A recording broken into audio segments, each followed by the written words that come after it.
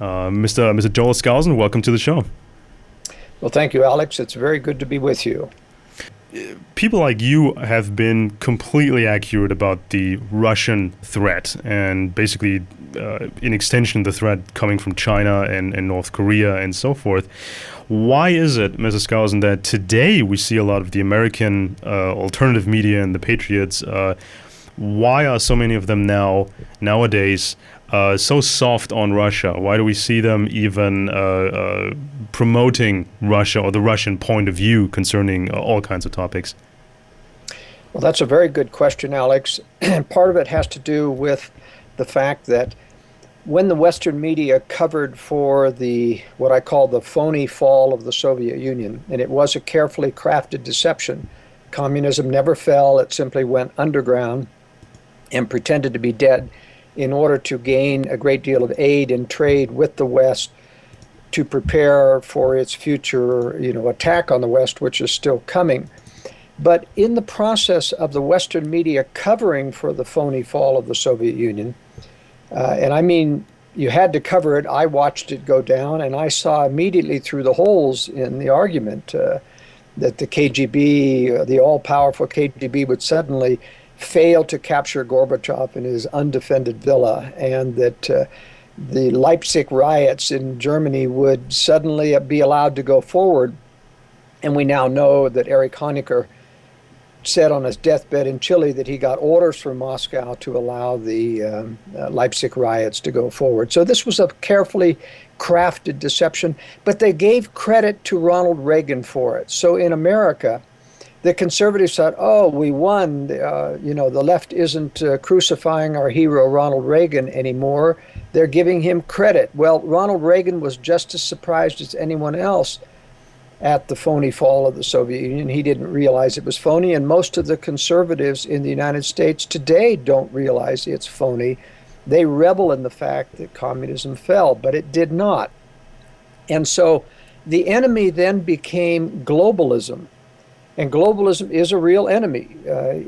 I think there are three independent predator centers in the globe, in the world, the Anglo-American globalists, the Russians, and the Chinese. And they're each trying to establish their own version of the New World Order under their control. Now, so people like Paul Craig Roberts, who generally I have a great deal of respect for, but he has become obsessed with the fact that if the globalists were trying to insert themselves in the Ukraine, then Russia is the victim. And so this mentality that Russia's the victim, or that Putin is somehow the only one who can stand up to the New World Order, therefore he's our hero, is very much misplaced analysis, and it's very erroneous.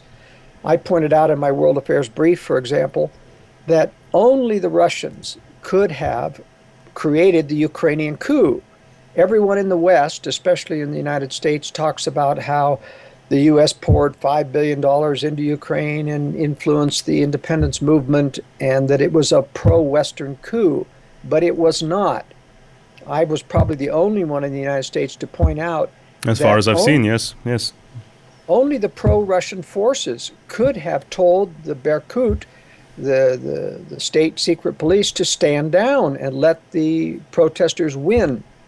Only the pro-Russian forces could have instructed the Party of Regions, who controlled the Rada, which is the parliament in Ukraine, to oust their own leader.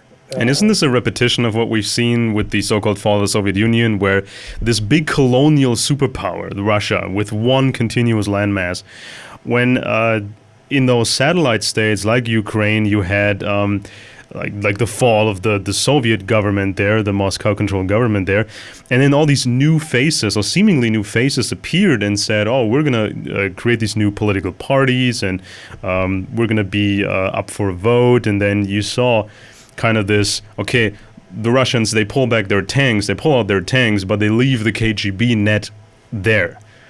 And I've seen that with Germany as well, and our current chancellor, in the middle of the 1980s, she was just a chemist or a physicist, and suddenly she was being positioned right when the Gorbachev thing happened in the background when it started.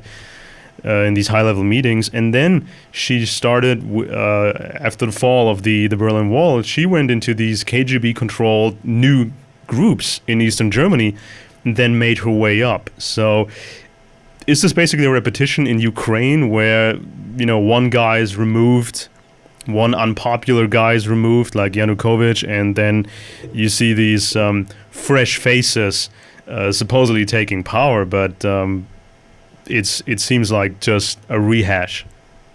Well, it is. It's even deeper than having KGB moles, for example.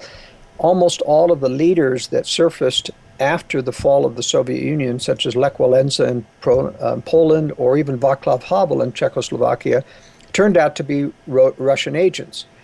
And that's very much was in the news in Poland.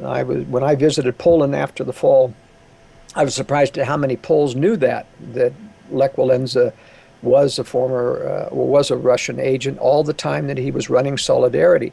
So in Ukraine, for example, Yulia Tymoshenko always has this aura of being pro-Western, but in fact, she played very seamlessly with Putin, and she didn't. And one of the telling things about the former Soviet satellite states is that none of the new presidents who are supposedly pro-Western ever purged the bureaucracy of the corrupt communist elements that were there. They continued to have their corrupt control, even in Ukraine. And that's why most of the Ukrainians don't like either side, the pro-Western or the pro-Russian, because they realize that nothing changes in Ukraine. It's still the same old cronies that are controlling things in the government. Now, after the government plane crash, the Polish presidential plane in Smolensk, we expected a big outcry of Western governments. We expected a big outcry in the media, mainstream media and alternative media, but there was this big silence. So you didn't see protests from Western governments when the Polish elite was apparently killed a few years ago. I think it was 2010. You didn't see the mainstream media making a big deal out of it, and the alternative media did not make a big deal out of it. So where do you see this event, and what do you think of the reaction in the alternative media? Well, occasionally, even though, for example, in Russia, they control all the major opposition parties, the Communist Party underground has an above-ground faction which controls about 20% of the votes. But they control United Russia, they control all the other opposition parties, except the smallest ones. In Poland, for example, what happened is that occasionally you do get a true anti-Soviet free market person elected, which is what happened, and so he had to be killed. When the Russians don't, in fact, undermine any of these leaders, then you pretty well know they're probably in the Russian pockets. I mean, it's just like after Ceausescu was ousted and killed in Romania because he wouldn't step down. He refused Moscow's orders, unlike Honecker. He was shot. Yeah, he was shot. And then Iliescu, who had supposedly defected a couple of or 6 months earlier in order to position himself as a pro-Western anti-communist. When I talked to the Romanians after Iliescu came to power, they said, oh, he's just an old communist. He's not a pro-Western free market guy. And they were absolutely correct. So the Soviets are really playing this. Poroshenko today in Ukraine, all of his best friends are Russian oligarchs. He has seamless relationships with Moscow. The fact that he's supposedly in opposition to Russia is just a fraud.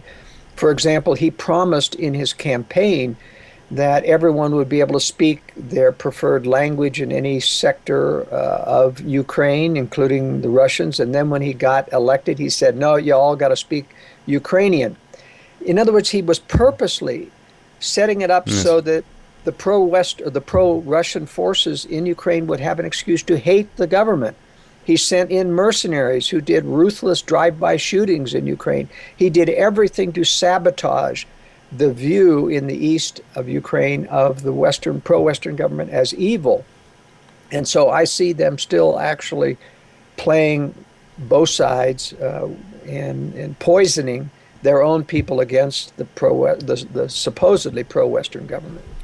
Now then we have this big concept of Eurasia. Now in the view of the influential Russian figures and thinkers like, or extremists like Alexander Dugin, this Eurasia is just a big fascist, weird state, like stretching from Lisbon to Vladivostok.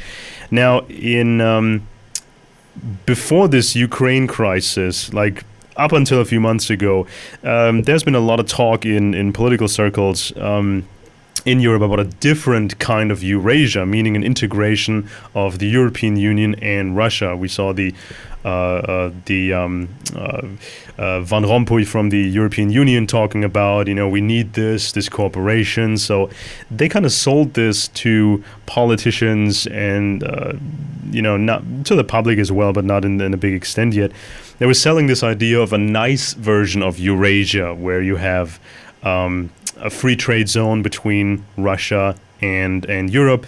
Then we had big newspapers in Germany printing the Vladimir Putin's call for this type of integration, meaning a free trade zone, no more visa necessary for travel between Russia and Europe.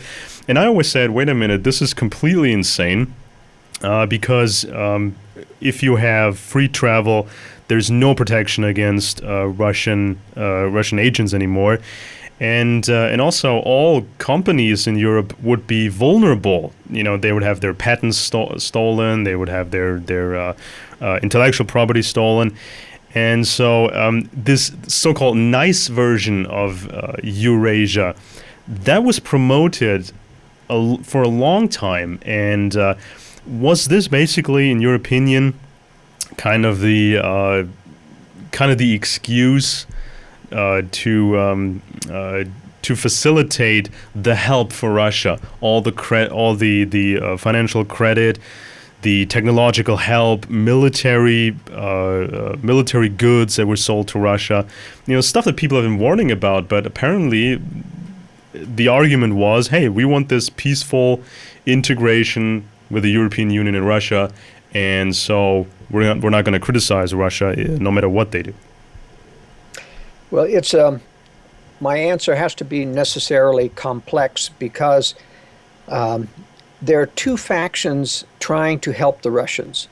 The first is the Anglo-American establishment, the globalist, as we call them, and they're trying to help Russia not because they're Marxist, but because they're trying to build an enemy to eventually attack the West. That's why they brought Mao to power in 1949. It was George Catlett Marshall and the U.S. globalists who brought him to power by cutting off aid to Chiang Kai-shek. They brought the Russians to power. The United States financiers gave $20 million in gold to Trotsky and the Bolsheviks. They undermined the White Russians when they tried to go to war against the Red Army. They gave Russia the first enriched uranium to build their nuclear weapons, shipped it from the United States to Russia so that Russia could do a nuclear weapon within a year after World War II.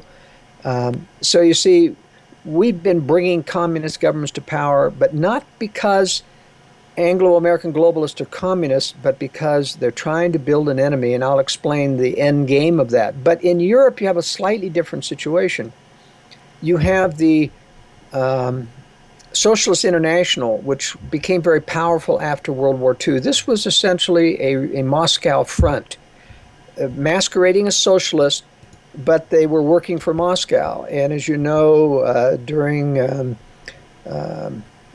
Brandt's regime in Germany, he had several Soviet spies working for him. Angela Merkel's a former communist now. Tony Blair was a Marxist in Britain, for example. The new head of NATO, this Norwegian guy, he was with the socialists in Norway. What's his name again? The new head of NATO. He just stepped in a few days. He just stepped up a few days ago to the into this position. Jens Stoltenberg, I think is his name. And the key point, Alex, is that They appear to switch to the globalist position when they get into the EU. Tony Blair, when he became, during the Gulf War, he switched to becoming a raving globalist. And Angela Merkel seems to be playing along, but we never know because these people are very skilled at playing both sides, and they can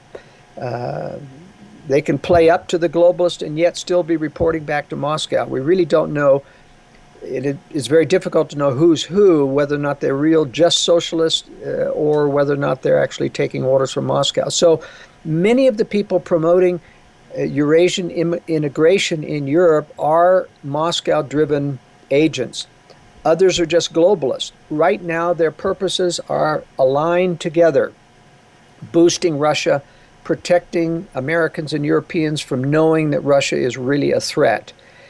But they will diverge at some point, and that will happen when I believe, and Russia and China are clearly trying to build the latest state of weapons of mass destruction, even as Europe and the United States are disarming in terms of nuclear weapons. I think what the globalists intend to do by building Russia and China is to induce them eventually to go through with their long-planned nuclear strike on American and British nuclear forces. And what does this accomplish?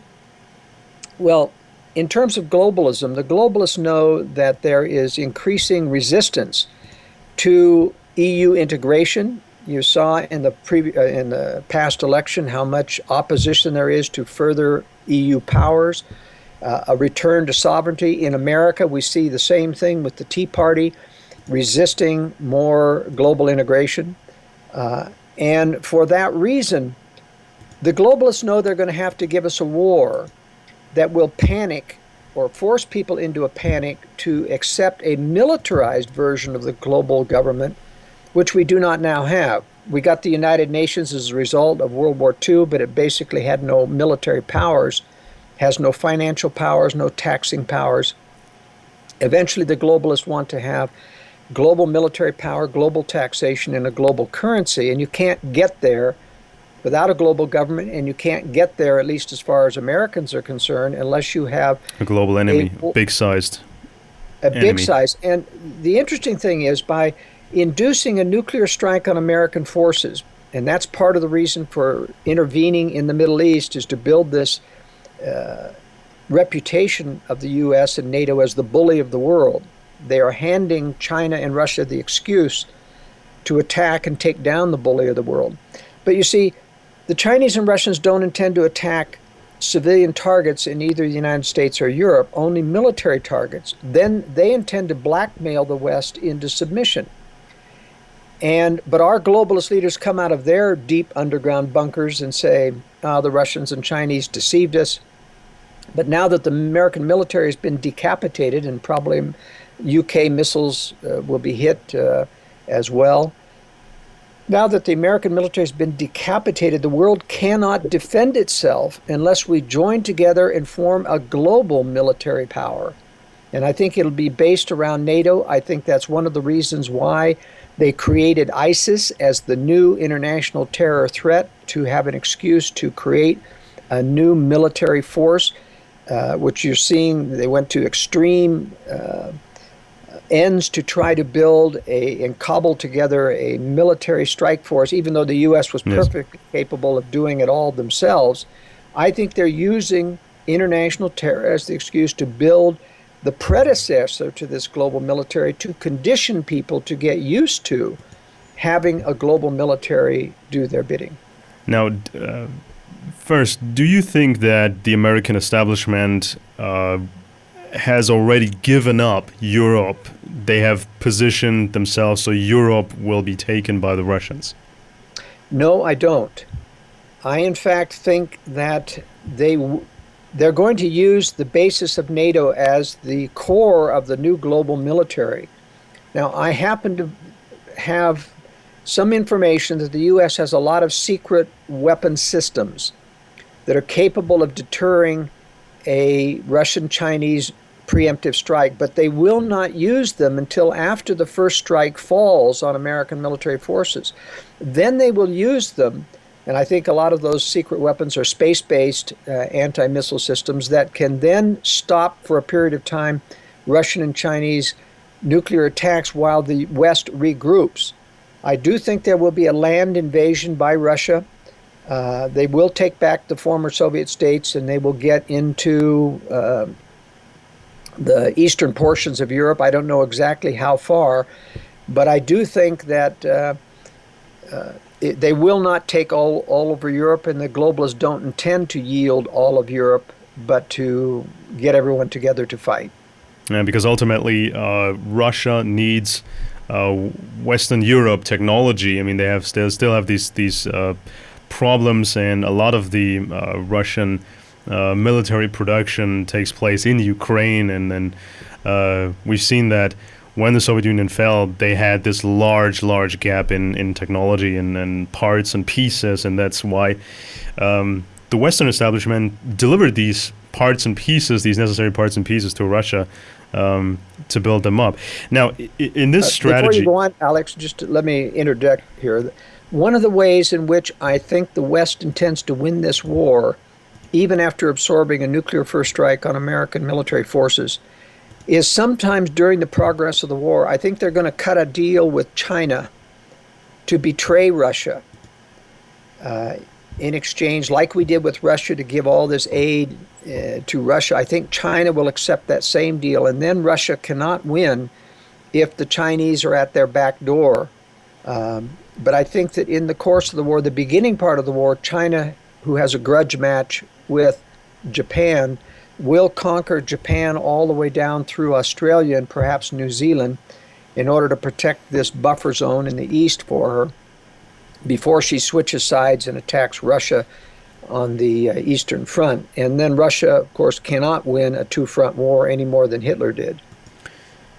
Yes, and in this strategy, the Western establishment could not just then defeat this big enemy in the East, they also could defeat their enemies at home, meaning the patriots, meaning the pro-constitution people of the United States and maybe in Europe. Because right now, if those critical of the New World Order, the Western New World Order, if those critical pledge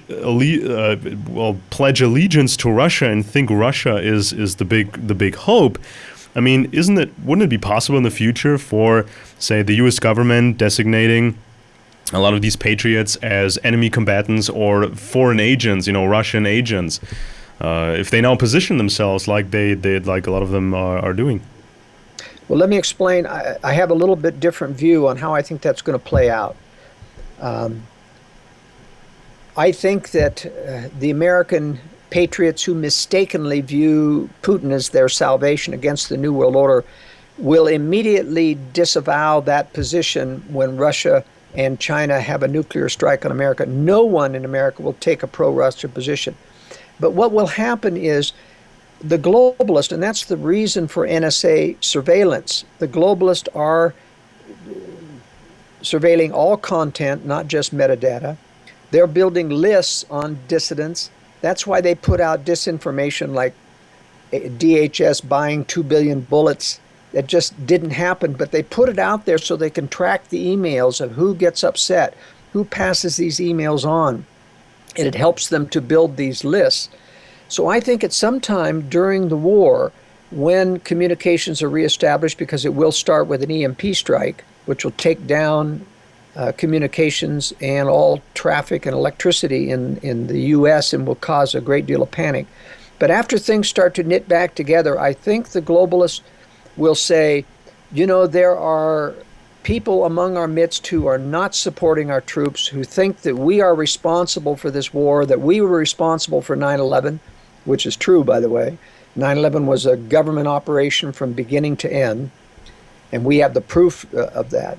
But I think they'll have what we call a test oath of allegiance, or a new citizenship of the world. Mm-hmm. In other words, saying that we want to make sure that everyone comes on board.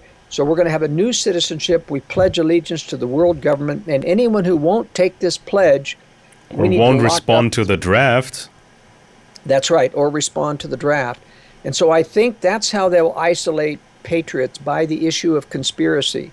And they'll call upon Americans and Europeans to turn in to the authorities, those that believe in conspiracy, and it will be a hallmark for dissidents in the future.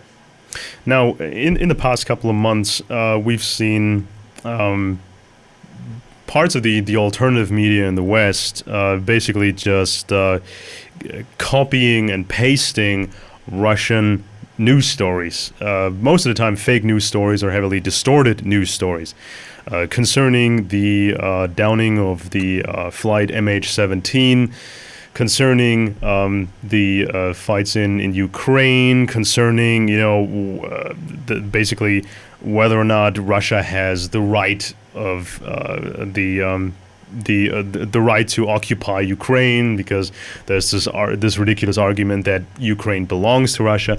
Now, in all these cases, you've seen fake news stories, propaganda news stories being copied and pasted, and that has kind of permeated the alternative media in the West. How competent do you think Western alternative media is, or maybe how maybe wishful thinking plays a part in that when they say, well, maybe Russia isn't that bad and we need to support them? Well, the art of disinformation has become extremely complex now. The government in the United States especially has a full-time team of disinformation experts at MacDill Air Force Base in Florida who do nothing but troll the internet, pretending to be conservatives and to place false information. And their purpose is to get conspiracy theory discredited by seeding the field with a lot of bogus theories so that the rational people just throw out all conspiracy theory. One of the ways in which they distort real truth is called the false forgery. In other words, they will forge a document that contains truth, confirming a conspiracy, and then 2 days later, the media will announce that it was a forgery. And they get people then to say, well, therefore, the content we have to throw out as well as the source of the document. And that's how they get content destroyed in the United States, by creating these false forgeries. And so we have to be very careful of what I call too good to be true information. And the alternative media, in answer to your question directly, is not very good at discerning too good to be true false information. They get suckered in all the time, and part of that is because they're so anxious for proof that the government is going to implement martial law next week, that it's very easy for disinformation experts posing as members of Department of Homeland Security or military saying, I just heard that there's going to be a takedown of dissidents, or I just heard that the military is going to overthrow Obama in 2 weeks. And I've been one of those on the internet, the alternative media leaders who have basically tried to point out why those are false. And I will make my case here that with a total surveillance society, Alex, NSA eavesdropping, and there's no way anyone in government can leak every week to people like Alex Jones or Steve Quayle or Doug Hagman with insider and not get shut down. And there's just no way you can do that. They would be able to track it. And so these people are permitted leaks. They're purposely feeding false information in order to get the conservative side of the alternative media discredited.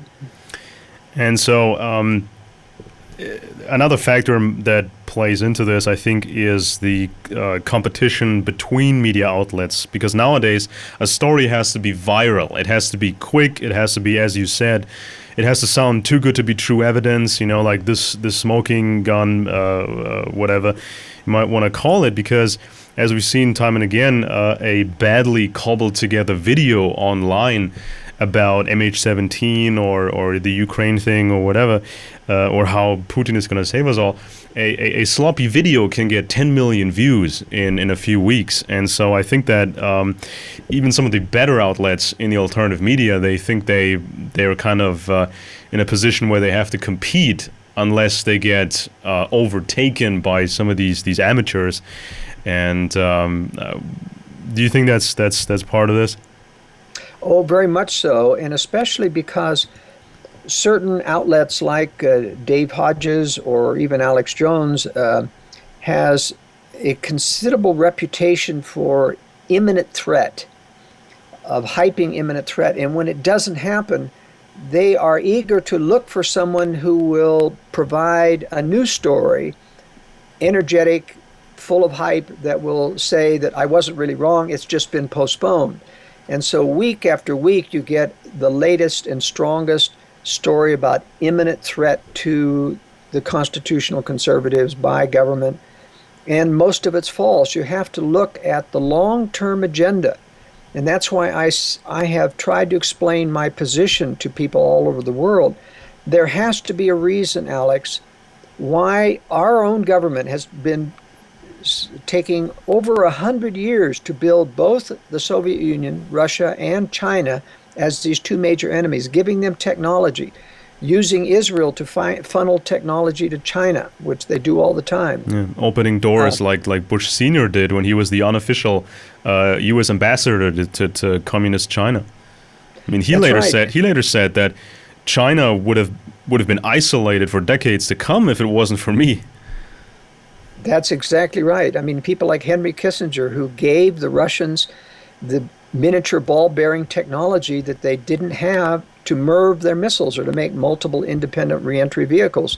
That's called MIRV. And they didn't have it. They couldn't develop the technology. And so Kissinger authorized during the Nixon, a conservative Republican administration, to give the Russians the power to create multiple warheads. So we're building the best enemies that money can buy, and there has to be a reason, Alex, for that. And that's why I say these people who say there's going to be an economic collapse next week, or they've been saying it forever, 2010, they don't understand the globalist agenda. If they were to pull the plug on the economy, everybody would know who to blame. Exactly. They'd know who would cut the money supply. But if you look at what the globalists have been trying to do for decades in building up these enemies, they're going to use those enemies to create a war that will wipe down all opposition. I mean, there just won't be anybody willing to stand up to the issue of a global military force, a global currency, if there's a nuclear war. Now, in Germany, we've seen some pretty significant signs that the days of Chancellor Angela Merkel are numbered. There have been candidates groomed to surpass her, and one of these candidates was a man called Zu Guttenberg. You know, he came out of nowhere. I mean, his family, they are, they have aristocratic titles. They've been around for a while, but politically, this guy was unknown. Suddenly, there was him in the media, and of course, the European media follows what these American organizations tell them. Basically, this Atlantic connection. And so this man was groomed as the new chancellor, and they gave him the post of defense minister. Gave him all this news coverage. Oh, look, it's him in doing a visit in Afghanistan, visiting the troops. And I thought he is like the exact opposite of Angela Merkel, because first of all, he's clearly someone who is aligned with the American establishment. He's someone who has ties to the military. Something he had this defense minister position, and he's also with an aristocratic title. He's supposed to be rooted in Germany, and so then of course there was a scandal because his doctoral thesis was apparently a copy and paste job, and now they have a new person they groom, von der Leyen. She's defense minister right now, And she's, of course, a Western globalist. She has also an aristocratic title, and of course, she has a tie into the military. Now, what do you think is going to be? Will we see in Germany and in the United States? Will we see kind of the end of these Marxist heads of state like Obama and Angela Merkel? Will we see kind of these new Ronald Reagan types, who say a lot of good things, but not necessarily do a lot of good things? What do you think is going to be, what is going to be the next president like, or the new chancellor in Germany like? Well, that's a very good analysis. We have seen this much more openly in the United States. For example, in 2008, you had a candidate in the United States, Mitt Romney, who inserted himself because he had his own money enough to finance his own campaign. He bent over backwards to please the establishment. He hired all of the Council on Foreign Relations advisors that every other controlled candidate does, but he wasn't controlled. But he was trying so hard to please the establishment that you thought, well, maybe they'll accept him, but they didn't. They resurrected, as you said, out of nowhere, 5 new candidates, one after another. They generated false push polling, we call it. That is, you generate a false poll to show he's suddenly got 40% name recognition. He's the up-and-coming person, and then he fell by the wayside in the first primary election. It became obvious that the polls were false. They resurrected another one. They did this 5 times with various candidates to try to defeat Romney. And when they couldn't, they finally had to fudge and distort the actual vote. They made 8 million U.S. votes disappear at a minimum in order to get Obama elected. But remember, Obama, in our particular case, is no longer a Marxist. At some point, he was bought out by the globalist and became a globalist. You don't make Marxists wealthy. I mean, he's worth over $14 million now. But to the public, he's still a leftist figure. And will he be surpassed by a Ronald Reagan type figure? He will. In fact, the powers that be in the United States read the political tea leaves, if you will, and they've determined there's so much hostility towards Obama, we've got to reduce that hostility by giving them the appearance of a conservative. And so you'll have a false conservative rise up, whether it's George Bush or, they wanted Chris Christie, who has a lot of skeletons in his closet, very much a controlled person. And just as you saw in Germany with Gutenberg or, the von Leyen, these are people who are controlled conservatives who will, in fact, not do anything different. They will give conservatives the rhetoric. They may even talk tough on Russia, but they won't do anything to stop the shipment of the Mistral helicopter ships from France to Russia and those types of weapons transfers. Yeah, so, Obama said those who still think about a Russian threat, they live in the past. Yeah, and so they denigrate everyone who is preparing in the United States for nuclear war, and I do a lot to try to get people to be prepared individually. It's very telling that FEMA in the United States, the Federal Emergency Management Association, talks about food storage and everything, but they'll never talk about fallout shelters. They do not want Americans prepared, and the same thing in Europe, because they want us to have the maximum vulnerability so that when our leaders come out of their bunkers, and believe me, they've got new bunkers that are half a mile underground, and they're not building those because of terrorism. Yeah, we've shown the footage. When they come out of their bunkers, they want Americans to be in a panic so that they will accept whatever they hand them as the false solution. Now, what do you think of this? Before we get to the topic of shelters, because that's a very interesting topic, and of course you're one of the leading experts on it. Because when this Scotland vote happened, we've been digging out some stuff about Alex Salmond in Scotland and his socialist past, and at some point the Scottish National Party, they tied themselves to these left-wing causes like nuclear disarmament and so forth, and they had these big marches denouncing the stationing of United Kingdom nuclear weapons in Scotland. And the argument was, well, if all these nukes are stationed here, the Russians will hit us in Scotland, and they said that, well, even if you have a shelter, you will be fried in your shelter because Scotland is so small. That's just a crazy anecdote out of this whole situation. Because in the United States, of course, shelters of different kinds, they have a much bigger tradition, or a much bigger. You see a lot more private bunkers. In Europe, you see a lot of government bunkers, especially in the mountains, like in Switzerland. But before we get to the topic of shelters, one more question for you about this development in North Korea. Now, in this scenario leading up to 2020, or maybe a couple of years afterwards, when the Russian military has gained in size and strength and technology, and the Chinese are buying and building stuff as well, you always said that North Korea would be the ideal Eastern nation to start off this avalanche of evil. Now we have seen kind of the leader of North Korea disappearing for a month, and there have been high-level visits from the north to the south. Do you think this is just some of these generals maybe wanting to become billionaires in a unified Korea? Or do you think that this is just a ploy to in preparation of an all-out assault on the South, because the South obviously is a base of operations for America and NATO?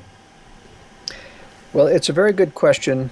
I have long postulated that, as you outlined, that North Korea is the most likely trigger event for World War III. And there has to be a reason, Alex, to explain why the U.S.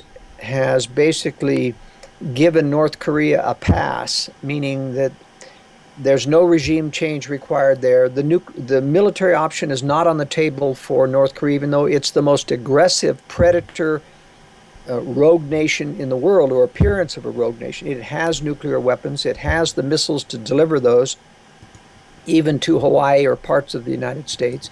And yet we don't require regime change. We always look the other way when they violate the latest nuclear treaties. Contrast this with Iran, who I believe, yes, is trying to develop a nuclear weapon, but they're still a long ways away, and they don't have intercontinental ballistic missiles to deliver it. And yet we've been demanding regime change there since 2004.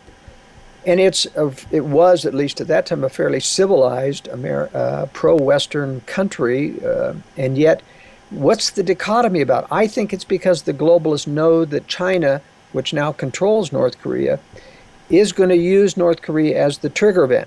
So in order to be a good trigger, first of all, you've got to have an unstable country so that it can appear to be a rogue attack that isn't controlled directly by China. And the North Korean military, ever since Sung-il, the original grandfather of the Kim family, who supposedly created the world, but was born in Soviet territory, I believe. That's right. But you see, I mean, he ran for 46 years North Korea with an iron hand, and he got the military into this hyped up posture of attack on the West is imminent, attack, or by the West is imminent, attack on South Korea is something we've got to train for. And so North Korea periodically, about every 6 months or so, attacks South Korea in some minor way. And I think they're doing this to keep South Korea's off balance so that they won't know when it's a real attack or whether or not it's just one of these smaller probing attacks. But as the various sons of Kim came into power for 17 years, and then now the grandson, Kim Jong-un, is in power, they have basically lost competency. In other words, other powerful figures are controlling things in North Korea, and China is ultimately tied to those military leaders and controlling them. They take orders from China. And so while they allow Kim to think that or Jong-un to think that he's a leader, there has been a lot of reshuffling, a lot of purging going on because there is a change going on. But let there be no doubt, China still has a strong hold, and it has basically given the orders to the people behind the scenes, do a peace offensive with South Korea. We've got several years before we're ready to attack. So we want a peace offensive so as to disarm South Korea, to disarm the West into thinking we're more benevolent. So I don't think anything is really changing, but I don't think Jong-un is, in fact, the true leader of North Korea anymore. Well, I mean, he was, I think, second or third choice because I think one of his brothers who was caught in, I think, in Disneyland, and it caused a kind of a diplomatic embarrassment. But one more question about the United States, and I want to get into the topic of strategic relocation and personal shelters. Now, a question about Senator Rand Paul. Now, of course, in Europe, the media has largely been quiet about the two Pauls, and now the younger one, Rand Paul. He's been talking a lot about nuclear disarmament, and his father, Ron Paul, I think his Ron Paul Institute has been very soft on Russia. Is this kind of just this non-interventionist kind of core policy? They just want to de-escalate things, or do you think maybe they are a bit misguided? Maybe they do think Russia has become a Christian conservative nation? Well, I'm personal friends with Ron Paul, and I've talked to about this to him. He is a true libertarian, and he's a very strong anti-globalist. And he basically has been schooled for so long about the false warmongering agenda of the U.S. government, creating wars and intervention for other ulterior motives, that he's kind of taken the position philosophically that anyone who's an enemy of the globalist really isn't an enemy, must be a friend of ours. And so for that reason, he's soft on China. He does not realize that China and Russia are really true threats.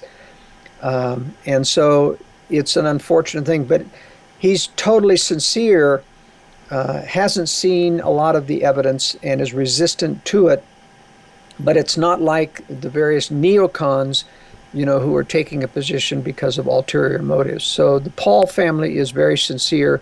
I don't think the establishment's going to allow Rand Paul to get the presidency or the nomination, because even though he's bending over backwards like Mitt Romney to go along to a certain extent with the establishment, he's also not been compromised morally, and they cannot allow, and that's one of the reasons why they could not allow Mitt Romney to gain the White House.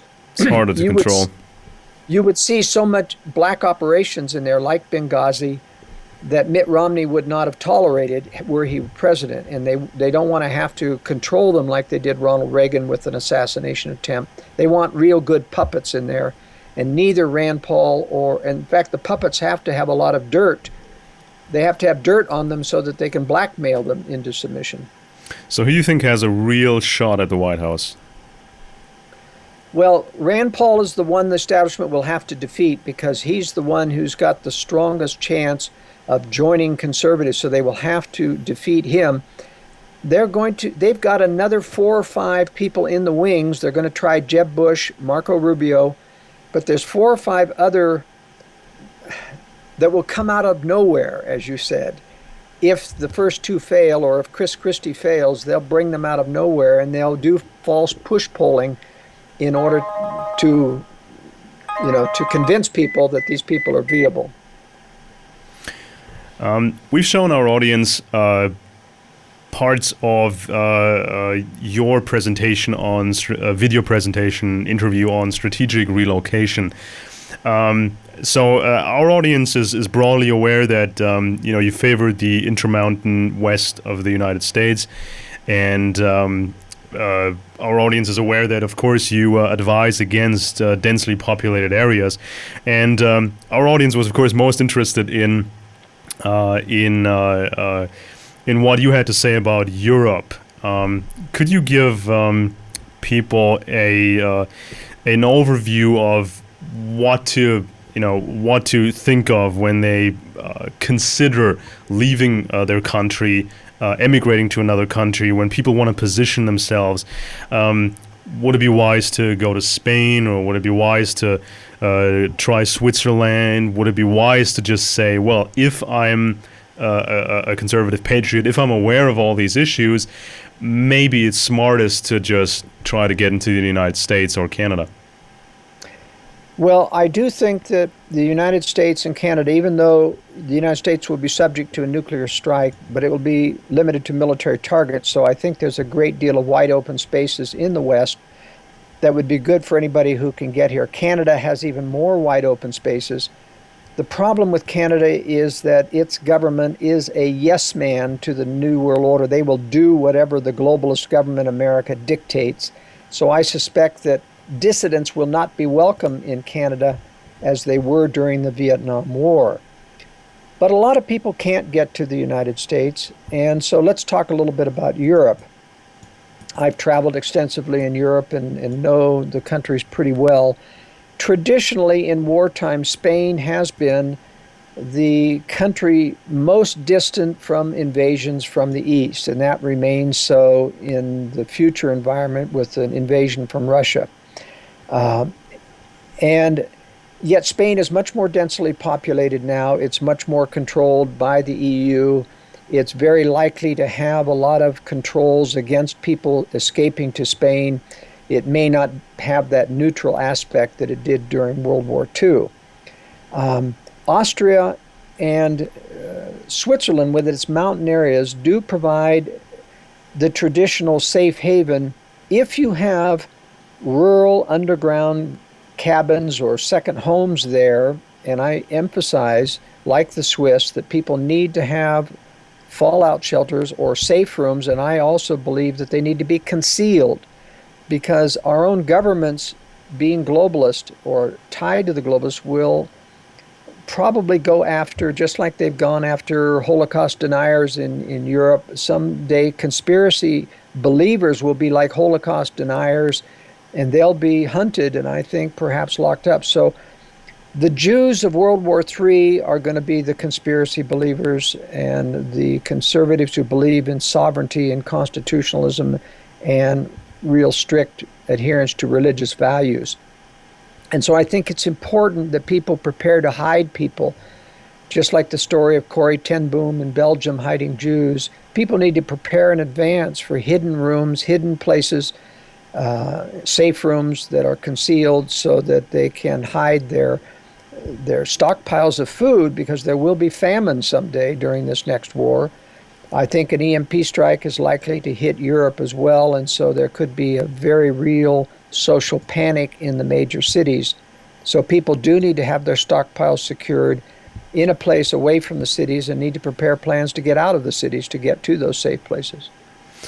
So what do you think about, because a lot of people tend to gravitate towards South America. I mean, but South America right now seems to be aligned with the BRICS empire, and there's a lot of activity down there, and I think even Chile now has a socialist government. It's pretty unstable. You know, things are shifting like every few decades.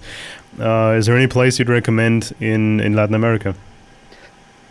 Well, there is, and I've lived in Latin America for several years. Before I leave Europe, though, let me just say that this, Norway and Sweden in the northern portion offer some of the best respites in Europe.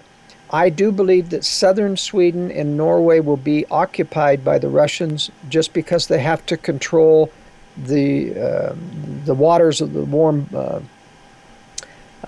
Baltic Sea that goes past Denmark, and so they're going to have to occupy those countries. But I don't think they'll get into the north in the cold areas where people can have retreats. In South America, for example, at least half of the countries now in South America are clearly communist and will align themselves with Russia and China during the next war. So I don't think expatriates will do very well in those countries. when suddenly the U.S. is decapitated militarily, it doesn't have any power over Latin America, they're going to say, all right, all you Americans or Europeans down here. Remember, when their tourism and their economies go to pot as well, they will then start to confiscate foreign bank accounts and even foreign properties as well. So I don't hold out Latin America as a good bet because of the lack of property rights law there, and the fact that there's a lot of Marxists being trained in the universities, they're in the government, they're in the elite, and I think there's going to be a hostility towards people who really believe in freedom. That said, Uruguay and Chile are still the best two countries in Latin America if you're going to seek a safe haven, even though Uruguay is governed by the Frente Amplia, the Wide Front, which is a leftist organization. The current president is a very mild-mannered leftist who believes in a lot of freedom and liberty for people, and so you can find a lot in the interior of Uruguay. And Chile has a lot of rural country as well, where you can find a lot of friendly people, but you're going to have to know the language to go rural there. Yes. Now, my wife told me that because she spent a couple of years in Latin America, she said that some prominent rich people, I think they've bought properties in Chile. I mean, some of the really wealthy people, and so when you drive through through some of their lands, of course you can drive through because of the roads, but you cannot really stop, because once you stop, you get a not so friendly visit from people in blacked out SUVs telling you to move on, please. So if people now in Europe think that, okay, I'm gonna buy maybe some cheap property in Spain, maybe in the south, or I'm gonna stay here in Europe where it's kind of rural and not so densely populated, and people think I also need a shelter. I need my own shelter.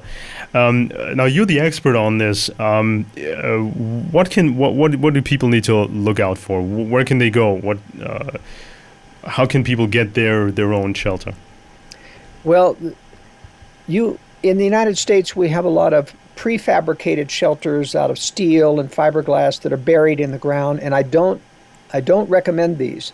I'm glad you don't have these in Europe, because to have a big shelter on a truck come in with a crane and dig a hole and put it in your backyard, everybody in the neighborhood knows it's there. I prefer that shelters be exclusively done as part of basement space, underground, and sometimes under a car park, under a garage is one of the best places to put it, because no one expects there to be a basement under a garage. And you can work in there without people seeing what's been done there. That's right. And so you need to have an excuse that I'm just adding to the house, I'm building a basement. You end up pouring a concrete slab over that portion of the basement. Nobody thinks anything about that in Switzerland, because homes used to be required to have a shelter in there, though they weren't very big. I believe in a lot bigger shelters, just because it's not just safeguarding people from radiation. You've got to safeguard your supplies and your stockpiles from confiscation or from pillaging mobs of people.